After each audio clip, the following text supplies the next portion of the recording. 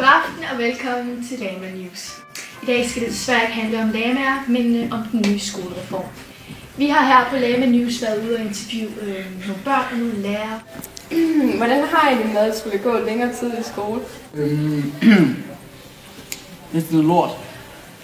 Ja, jeg ved sgu ikke. Det er irriterende, men hvis det bare vinder til, tror jeg, og så længe får noget mere idræt, så er det okay. Det er meget irriterende. Det er fint nok, fordi man får mere at lave i skolen, og kan nå mere. Hvordan har du det med at blive ekstra timer på skolen for at forberede dig? Det har jeg. Det er udgangspunktet fint nok med. Så længe der er nogle gode arbejdsforhold, der bliver nogle gode arbejdspladser i skolen, hvor man kan sidde i fred og ro. Altså, det vil jo ikke betyde så meget, tænker jeg ikke, fordi at, man skal forberede sig alligevel. Så det er jo bare at gøre det på en anden måde, i stedet for at gå hjem og forberede sig, så kan man sådan set bare sidde her og forberede sig. Hvordan kan vi gøre skoledagene bedre? Flere aktive fag. Og mere fritid. Hvad for nogle aktive fag? Alt. Bare udenfor, ud at bevæge sig, i stedet for at sidde med at læse. Mere sport. Mere sådan aktivitet. Ja, flere sådan nogle frie timer som hjemmekundskab eller sådan noget. Ja, og så også sådan mere, sådan, at matematik og sådan noget, det bliver sådan mere aktive fag. Du kommer lidt mere ud og sådan noget. Nu må vi stadig lære noget. Hvis man får flere pauser og får sådan lidt sjovere undervisning. Mere på flere gode fag.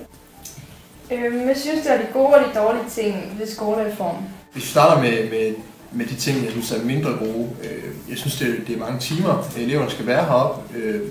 Hvis man har 7. lektion, det kan godt være hårdt for nogle af eleverne i hvert fald. Og holde fokus og blive ved med at koncentrere sig. Det gode er så, at der skulle gerne være mere tid til faglig fordybelse og sådan ting.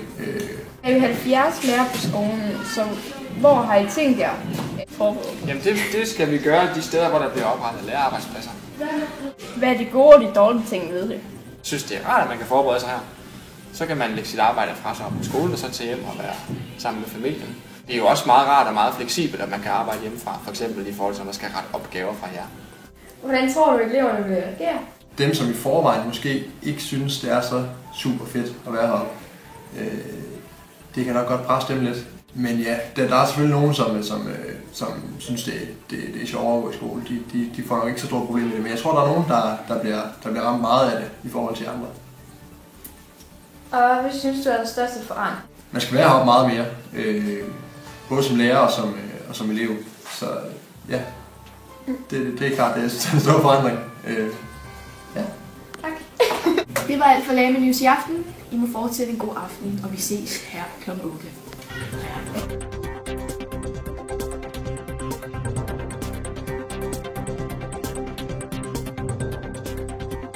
Hvor har I tænkt jer at forbedre jer? Det var alt for Lama News i aften. Fortsæt god aften.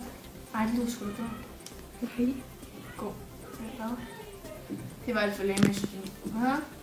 Det var alt for Lama News i aften. Fortsæt god aften. Kan man bare sige det? Ja.